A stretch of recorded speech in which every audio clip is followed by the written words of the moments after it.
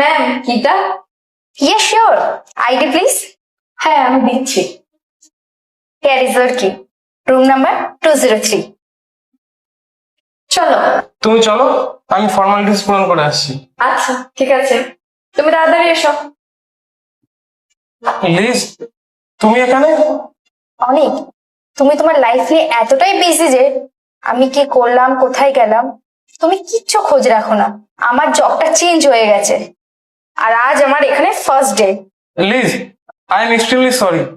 আমার আর এরকম ভুল কখনো হবে না, আর আমি ওকে আজকেই ছেড়ে দেবো। ছেড়ে দিলে তুমি থাকবে কার সাথে?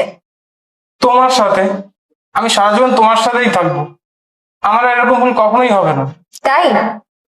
বাট আমি আর তোমার সাথে থাকতে চাই না।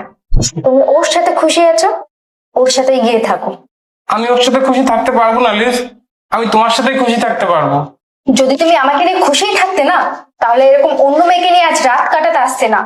তুমি আমার মন তো ভেঙেইছো, কিন্তু আমি এটা চাই না যে সত্যি কথাটা বলে ওই মেয়েটার মনটাও ভাঙতে। কিন্তু একটা কথা মনে রেখো, সত্যি না কখনো চাপা থাকে না, সেটা একদিন না একদিন ঠিক সামনে আসবেই।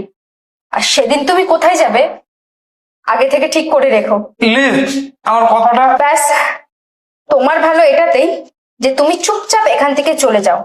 কারণ এখন যদি ওই মেয়েটা চলে আসে না, আমি কিন্তু ওর সামনে নিজেকে আর আটকে রাখতে পারবো না। আমি কিন্তু সব সত্যিটা বলে দেব। তাই তুমি এখান থেকে চুপচাপ চলে যাও প্লিজ।